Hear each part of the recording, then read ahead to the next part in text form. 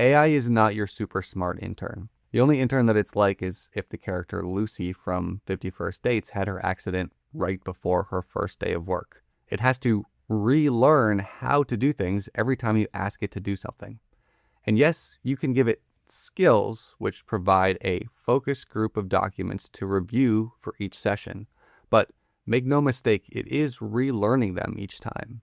It's like when the character Henry eventually makes Lucy a video to explain her whole life history before starting every day. And this distinction is important because just like in 50 First Dates, asking it the same thing 2 days in a row might yield a completely different response. Now, it is true that the more you refine this skill, the more explicit you are, the more consistent your results will be. What we want, and maybe what you would previously imagined, is more like that scene in The Matrix when Neo gets a bunch of martial arts loaded directly into his brain. I know Kung Fu. The next time someone attacked him, he didn't have to think about how to do martial arts. He just started kicking butt. And we actually can teach the AI to do that in a way, and that's what I'm going to teach you in this video. Because while loading skills into a human's brain is still science fiction, it is very real for computers. We can give them code to execute, and code works the same way every time. So as a rule of thumb, your agents will get faster and more consistent when you reduce the amount of training instructions and increase the amount of executable code. This will save you time and a lot of money spent on tokens. Let me give you an example. I'm going to use a tool called HyperAgent to do this, but it's running on all of the same models that are accessible for any other AI platform. So this is applicable to any tool that allows you to give an agent skills, including Claude Code and Codex. So I'm a professional automation consultant, and one of the most repetitive parts of my day is following up with leads after an intro call. Most potential clients find me through a video just like this one. They click a link in the video description to schedule a 30-minute intro call. When the call is complete, they either purchased hours, in which case I need to send them an invoice, or they want to think about it, in which case I need to send them an email which outlines what we discussed, my pricing, etc. The next most repetitive task is making sure that I remember to bill current clients for the meetings that we've had together. So naturally, I built an agent that I can message on Slack to do any of these three tasks: create an invoice, write a follow-up email, record billable hours. Through refining the skill it has, I've reduced the time and cost for it to perform these tasks by more than 10x. I use Grain to record meetings, Airtable to manage invoices, Gmail to send emails, and Document to create the invoice PDFs, but the actual tools don't really matter for this tutorial, because if you're using an agent to automate one of these repetitive tasks, you'll be using some combination of tools which work the same way. They provide access through integrations with your AI provider, and all of those integrations work the exact same way. There's an API which accepts requests in code to read or write data to its database. When you integrate with another platform, you are basically just proving that you have the right to access that API by signing in with your credentials, and then the platform allows the agent to communicate directly with its API. When you ask an agent to communicate with one of these tools, it's going to read the API documentation on its website, figure out the right code that's needed to complete the task that you gave it, and then execute that code. But you have a lot of control over how much of that process it repeats every time. Keep in mind that OpenAI and Anthropic are not on your side here. They love it if your agent has to learn that whole process each time because they get paid by the token. So after I had already set up the automations that I wanted, and they were working, but slowly, I opened a session and gave it this prompt. So this is what HyperAgent looks like. And you can see, just like any other LLM, we've got a text box here where I can start a thread. And what's special about this is that I can use it to create agents. And so what an agent is, what it is basically is something where the LLM has received instructions and it knows that it is basically kind of built around a specific task or group of tasks. I already created an agent called Tally P. Malone here. It's named after spirit of a Looney Tunes character. Tally is a raccoon and he's named Tally because he does a lot of tallying. And this agent has been tasked with doing the three things I mentioned: creating invoices, writing follow-up emails, and then auditing the client calls. And when you set up an agent, you give it the instructions, obviously, and the system will help you do that and then save that.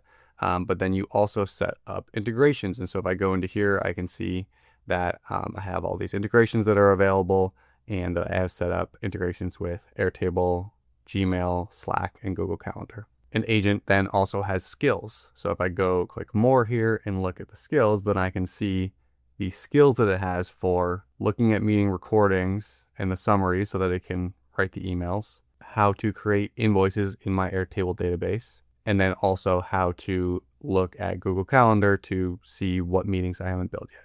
This is my Airtable database showing all of my invoices. And so if I click into one of these invoices, that I can see invoice name, the customer, the invoice amount, etc. And I'm just pulling this up so that when it actually creates an invoice, because I will show you it actually working, then you'll be able to see that pop up here.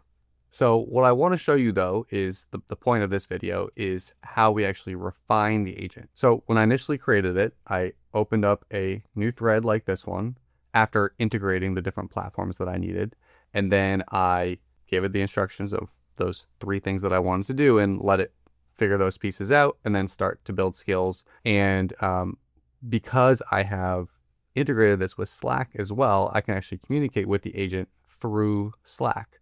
So in here, Tally P. Malone is one of my team members, and I can tag him here and then ask him to do stuff. And that's how he's been creating invoices and doing all the things that I already mentioned. We'll come back to this. So the other day when I wanted to actually make this much quicker and more efficient, I opened up a new thread.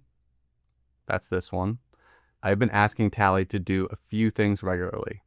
Name the 3 things. It has been working pretty well, but often it takes a really long time and is sometimes inconsistent. I want to build a much more structured way to do this. Ideally, these processes up top are basically hard-coded so that when I ask for them, a command goes out immediately and does the exact thing without the agent needing to learn the skill. And I want to show you actually what it changed in these skills so that you can see and you know what to look for when you're doing this and you're making your processes more efficient.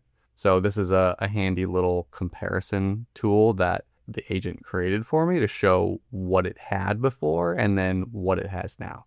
So for example, when it was looking for the existing hours. So this is when it's looking at what hours I've billed already to compare against the meetings I've had. It was giving it, instructions on how it needs to go through each page of, if it gets a number of like 2,000 records, it's going to have to go through each page of records because the API breaks it up into sections. It's going to have to go through that each one.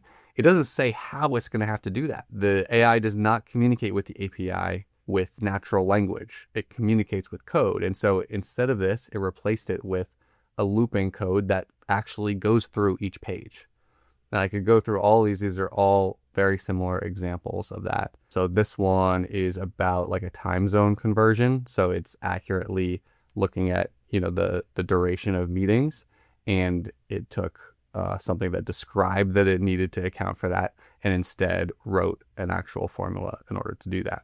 In here, it said, and this is like such a good one, in my Airtable database, I have a checkbox that when you check the box, you've created an invoice, you check the box, I have an automation set up in Airtable that automatically creates a Stripe payment link. Airtable communicates to Stripe, creates a payment link, the Stripe sends a payment link back so that someone can actually fill out the credit card information and give me money.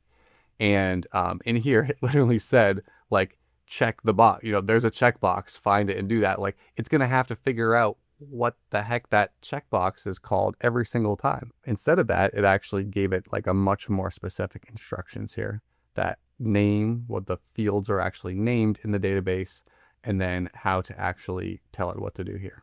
And what I found over time is that obviously, the more that you know about the platform that you're integrating with, the more that you can help it become efficient here. But you can also learn along with it. So I encourage you to start by asking it to make things more efficient, but then see what it says, because it'll come back to you with suggestions. It might come back to you with 10 suggestions. And you actually do want to spend the time to read through them, see what it's saying, because one, you'll learn a little bit about how the API works for the tool that you're integrating with. And then 2, you can use that information to actually choose what's the best approach. So now, thanks to my newly more efficient model, if I want to go into Slack here and ask it to create an invoice, I can say, please create an invoice for 5 hours for Bugs Bunny called Carrot Consulting. And so Tally is going to work on this. And this is the test, right? This is the test, is how long is it going to take him to do this? And in the past, it has taken anywhere between 5 and 20 minutes for it to do this. But since we made the improvements, it should take about a minute. Remember, the final result is going to be that we're going to get a new invoice created here. And there it is. I still cut out a bit of time so that you wouldn't have to wait, but it took about a minute. We've got the payment link, so I can check that to make sure that worked properly. It did. And then I can also look at the actual PDF that it created. Also looks good. So those are the basics on how to get the most out of automation with AI. And one thing I just want to say is that one of the most interesting developments in general since AI models got super smart over the past year is that they have introduced a whole new population of people to automation, a technology that has actually existed for decades already. And if you're one of those people, then welcome. You're going to save a ton of time. And if you learn a bit more about automation structure, you'll save even more time. In fact, you don't even need to stick with AI to do it. Things like sending emails or Slack messages on certain schedules, generating invoices, or creating calendar events can be automated with much more speed and precision using tools like Zapier and Make.com that are specifically built just for automation. One of my favorite tools to use along AI is a database software called Airtable, which I showed a bit here because it's part of my workflow. Because any project inevitably needs an organized place to store information, and Airtable offers that structure while being very easy to pair with AI. It also contains a lot of built-in automation that requires zero AI as well. Watch this video to learn more about what you can do with it.